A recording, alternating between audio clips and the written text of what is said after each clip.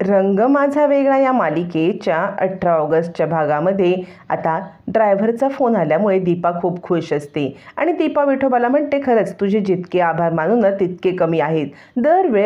दरवेळेला विठोबा तू माझ्या मदतीला धावून आलास. आत्तासुद्धा मला माझ्या कार्तिकीचा पत्ता लवकरात लवकर सापडू दे.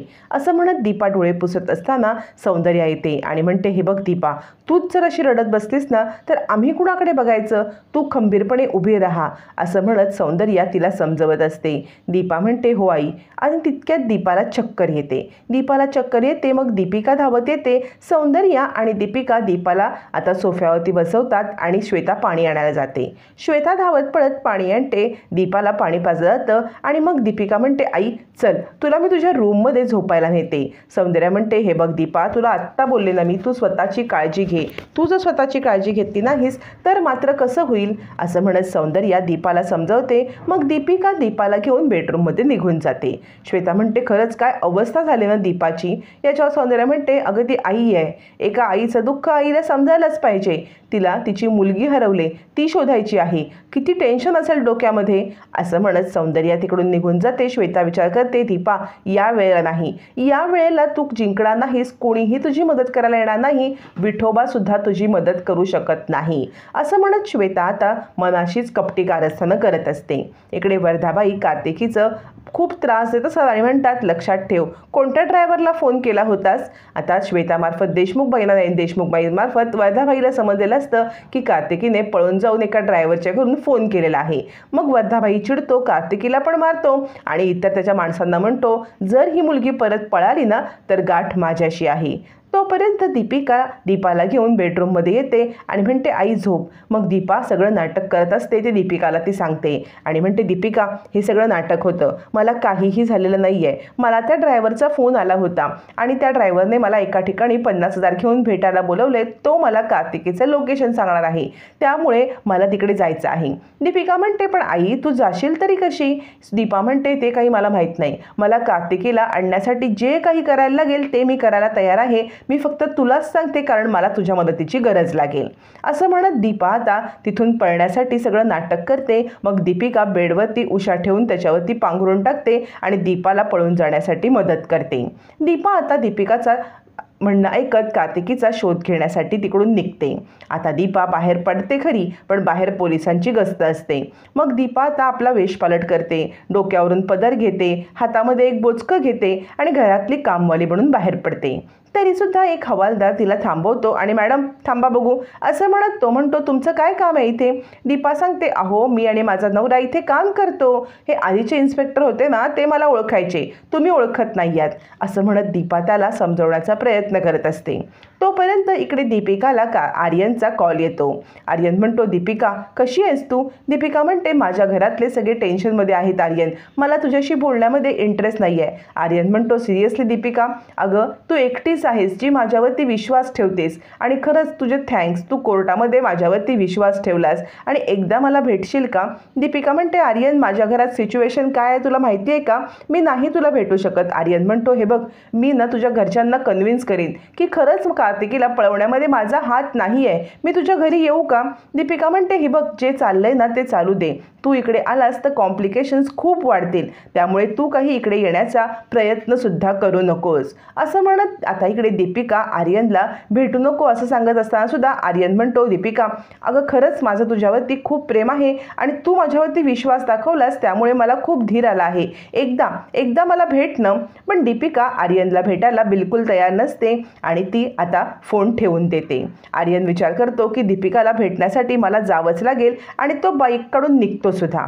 इकडे दीपिका उदास असते. तोपर्यंत दीपा इन्स्पेक्टर साहेबांना बोलत असते, अहो मी इथे नेहमीच काम करते, तुम्हाला माहीत नाही आहे, माझा नवरा आणि मी आम्ही दोघं इकडे यायचो, पण त्यावेळेला वेगळे इन्स्पेक्टर असायचे, ते आम्हाला ओळखायचे. याच्यावर हवालदार म्हणतो, अच्छा ठीक आहे, मग तुम्ही गेलात तरी चालेल. असं म्हणत तो दीपाला तिथून सोडतो. मग दीपा थोडंसं लांब येते, आपला अवतार ठीक करते, ATM काढते आणि ATMमधून पैसे काढून ती आता त्या ड्रायव्हरला भेटायला निघते.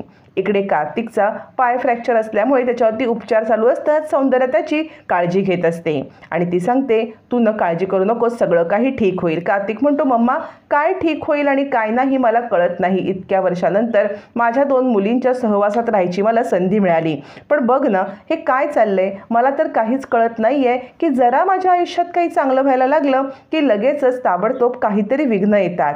या सगळ्याला मी आता कंटाळलोय मम्मा, असं म्हणत तो सौंदर्यासोबत बोलत असतो. सौंदर्या त्याला समजावते आणि म्हणते, हे बघ तुझा पाय फ्रॅक्चर आहे, दीपाची तब्येत बरोबर नाही आहे, पण इन्स्पेक्टर त्यांचं काम करतायत, ते न आपल्या कार्तिकीला शोधून काढतील.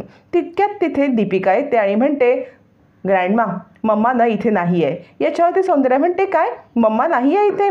याच्यावर दीपिका सांगते, हो ड्रायव्हरचा कॉल आला होता आणि त्याने मम्माला भेटायला बोलवले. त्याला कार्तिकीचा पत्ता माहिती आहे म्हणून मम्मा त्याच्याकडून कार्तिकीचा पत्ता घेण्यासाठी गेलेली आहे. आता मात्र इकडे कार्तिक आणि सौंदर्या दोघांनाही दीपाची खूप काळजी वाटते. तोपर्यंत दीपा आता रिक्षा घेऊन ज्या एरियामध्ये तिला बोलवलेलं असतं प्रिया बारच्या समोर तिकडे निघालेली असते.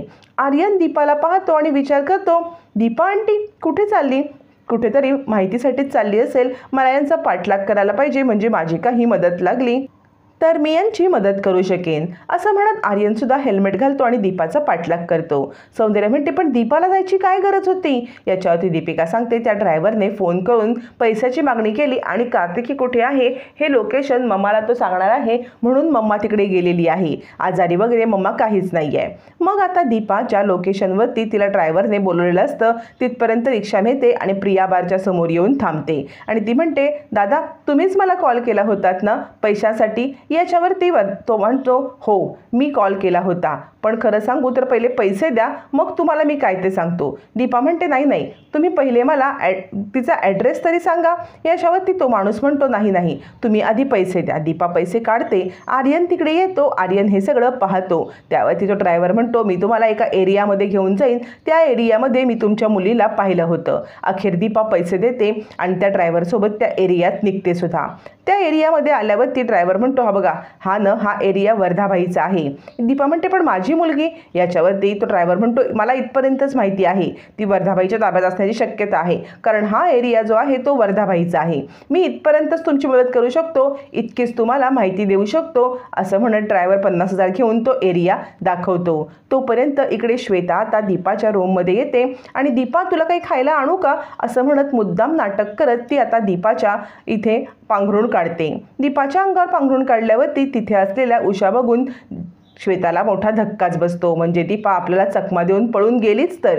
मग इकडे त्या एरियामध्ये दीपा कार्तिकीचा फोटो दाखवत, या मुलीला कुठे पाहिलत का असं म्हणते आणि विठोबाच्या कृपेने आता तीच बाई, ज्या बाईने कार्तिकीला सोडवण्यासाठी प्रयत्न केलेला असतो, वर्धाबाईने धमकी दिलेली असते, तीच बाई दीपाला भेटते. दीपा तिला फोटो दाखवते आणि ती बाई म्हणते, हो मी या मुलीला पाहिलेलं आहे. आता त्या बाईकडून दीपाला सगळा सविस्तर प्रकार कळल्यावरती दीपा कार्तिकीला कसं सोडवणार पाहणं फार रंजक ठरणार आहे.